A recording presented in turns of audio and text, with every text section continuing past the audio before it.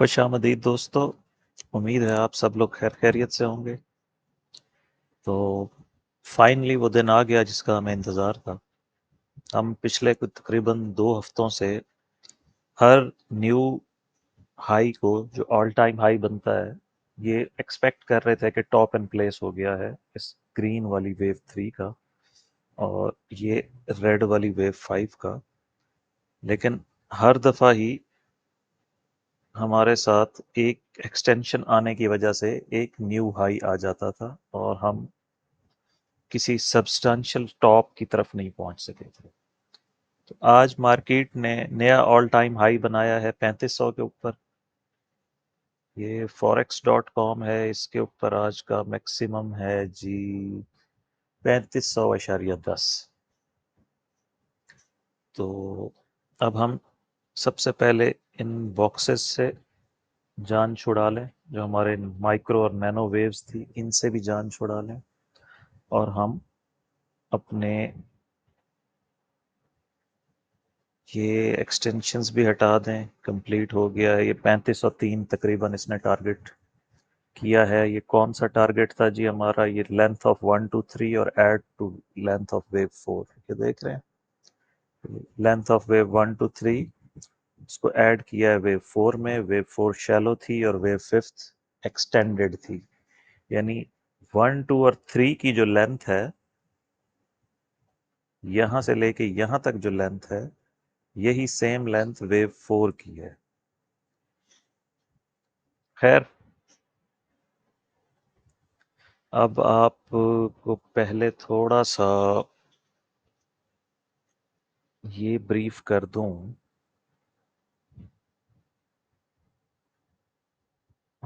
पहले मेरा ख्याल है हमें वो देख लेना चाहिए, माइक्रोवेव्स देख लेनी चाहिए ताकि आपको अंदाज़ा हो जाए। और उसके लिए हमें पहले तो जाना है अपने ओनाडा वाले चार्ट पे, जहाँ पे हम वीकली को देख रहे हैं। ये हमारा वीकली है जी। इसका हमने टारगेट सेट किया था 3319, उससे हम तकरीबन 200 पॉइंट ऊपर चले गए हैं। अगला टारगेट 3900 तक था, तो वहां तक मेरा नहीं ख्याल कि ये जाए। तो यही हमारा वेव 3 जो सर्कल में है, इसकी 5th वेव कंप्लीट हो गई है। अब हमने ये सर्कल वेव 4 की तरफ आना है, ठीक है जी। तो इसका पहले हम टारगेट एडजस्ट करें, तो ले जाएं 3500 पे।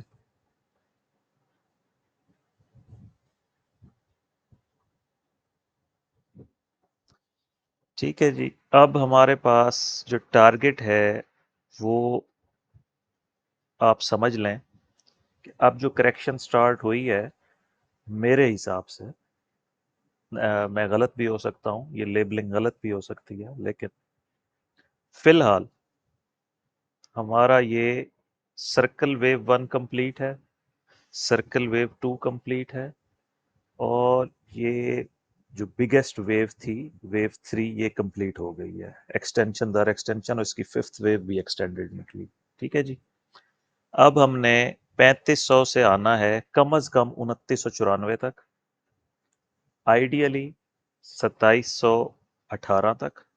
और अगर वेव 4 मैक्स आउट करे, ज्यादा सेलिंग प्रेशर आ जाए, जिसके चांस कम लग रहे हैं मुझे, तो हम 2500 से 2324 की रेंज में आ सकते हैं। ये हमारा वीकली टारगेट है। इसको पहुंचने में कई हफ्ते, कई महीने, मुमकिन है साल पूरा लग जाए। तो एक सब्सटेंशियल टॉप का मुझे इंतजार था, वो आज की वेव से तो लगता है कि वो हो गया। अब हम वापस अपने रूटीन वाले चार्ट पर आते हैं, फॉरेक्स कॉम के।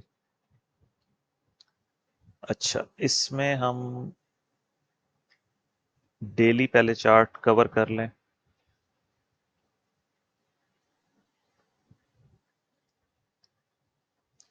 अच्छा, इसमें एक दोस्त पूछ रहे थे कि अगर हम नीचे जाने के बजाय डायरेक्ट ऊपर ही जाते जाएं तो उसका क्या हो सकता है।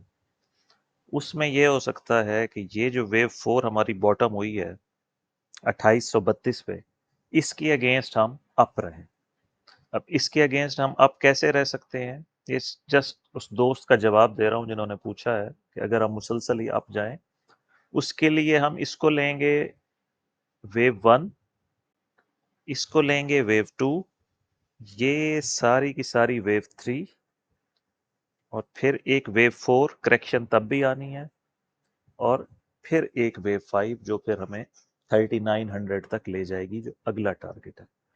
उसके लिए क्या ज़रूरी है जी? उसके लिए हमें पहले तो लेंथ लेनी है। आया ये वेव 3 कंप्लीट हो गई है, लेंथ ऑफ वेव 1 इसको ऐड करें वेव 2 में। मिनिमम टारगेट हमने ये बॉक्स सेट किया था 3450 से 3550 वाला, तो ये minimum requirement of wave 3 complete हो गई है। इसके लिए हमें वेव 4 का इंतज़ार होगा। वेव 4 के लिए ये हमारा सपोर्ट एरिया बनता है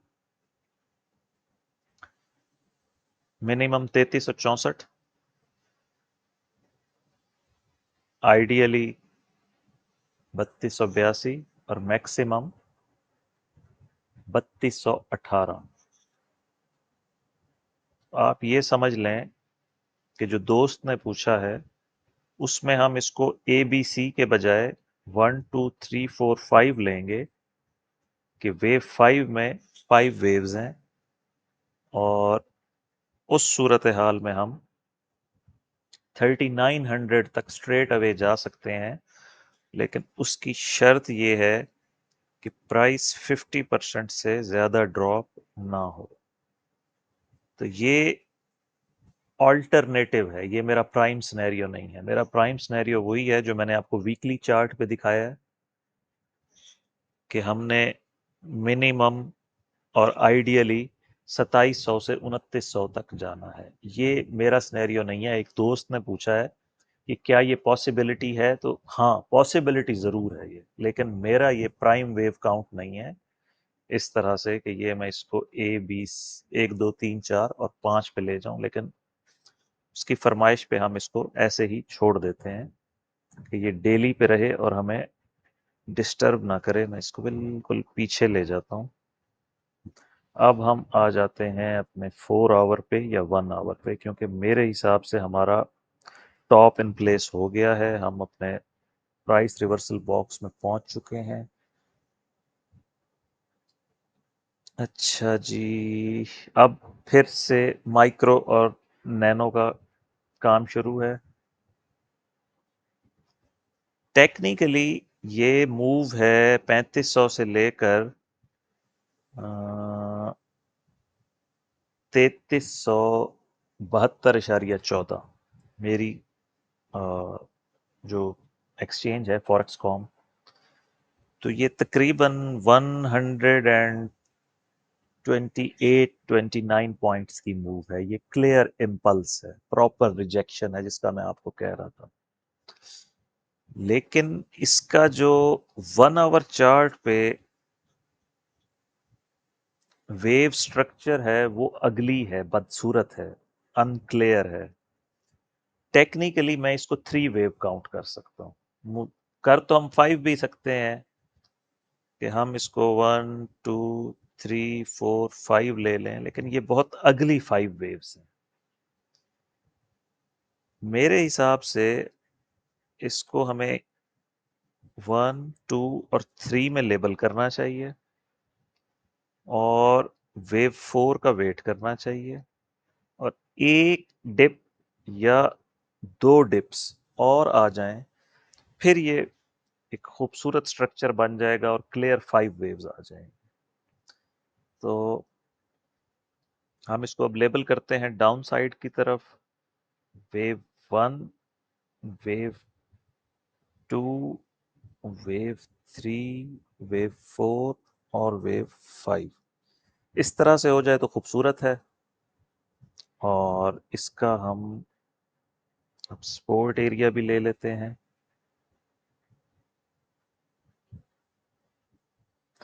ये बेसिकली अब रेजिस्टेंस बनेगी, और इसमें हम सारे फिब ले लेते हैं। अच्छा जी, अब ये फिब लिया है मैंने टोटल का 3500 से लेकर 3371 या 72 तक। और इसमें वेव 2 का ऑप्शन भी डालना पड़ेगा। अब जी 2 वेव काउंट है हमारे पास, आप समझ लें, हैं दोनों ही बियरिश वेव काउंट है।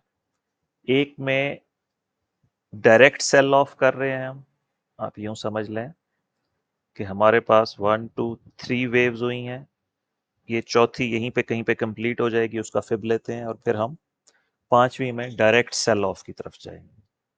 जो दूसरा वेव काउंट है उसमें 5 वेव्स यहां पर कंप्लीट हो गई हैं और हम ए बी सी में इस सपोर्ट एरिया में आएंगे, इसमें से किसी एक फिब लेवल पे हम रिएक्शन करेंगे और फिर हम नीचे जाएंगे। यानी है दोनों वेव काउंट बियरिश, एक डायरेक्ट सेल ऑफ है और एक थोड़ा सा जलील करके फिर सेल ऑफ है। तो आप दोनों के लिए प्रिपेयर रहें। इसको हमने जो कि येलो वेव काउंट दिया है, इसका हम फिब भी येलो में ले लेते हैं। यहां से वेव 3 आ रही है तो ये बनता है जी, हमें चाहिए 23.6, 38.2 और 50% आइडियल, बाकी फिब्स हमें नहीं चाहिए। ये हमारा येलो वेव काउंट है और इसको हम येलो ही कर देते हैं। ठीक हो गया जी।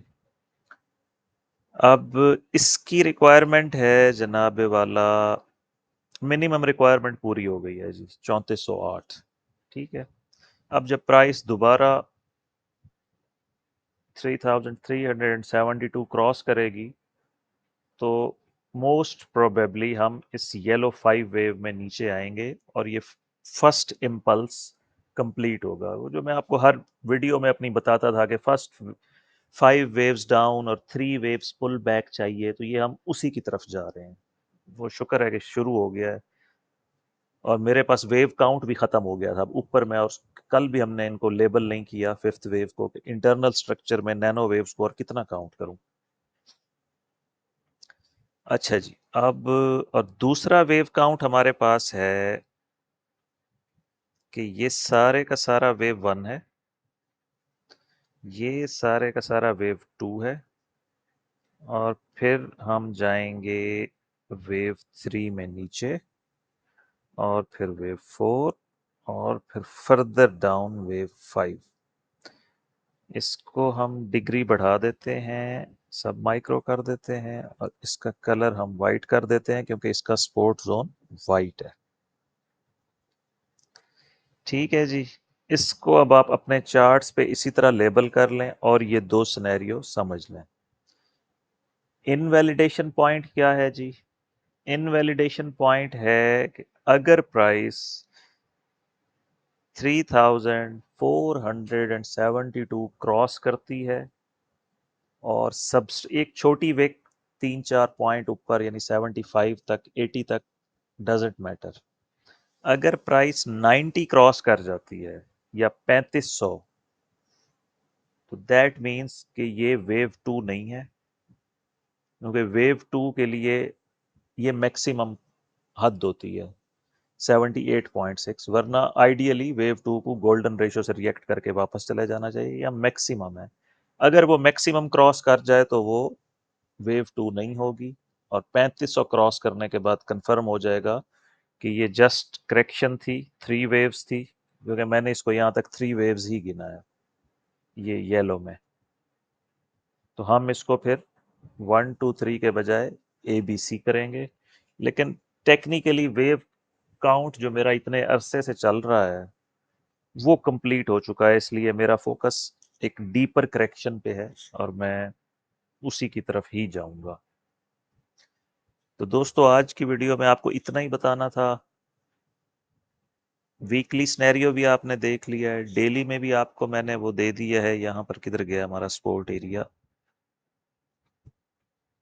ये वाला स्पोर्ट एरिया जो दोस्त की फरमाइश पे हमने रखा है, हालांकि इसकी हमें ज़रूरत कोई नहीं है। 3364, 3282 और 3218। तो देखते हैं मार्केट कल क्या रिएक्शन करती है। उसी के मुताबिक हम अपना वेव काउंट एडजस्ट करेंगे। फिलहाल मैं बियरिश हूँ और एक सब्सटेंशियल टॉप इन प्लेस हो चुका है यहाँ पर, मैं समझता हूँ, मेरी राय में। और हमें अब फर्दर डाउनवर्ड जाना है, जिसकी वजह से हम हम्म, तकरीबन, ये इंटरनेट को क्या हो गया। चलें, कल की वीडियो देखते हैं।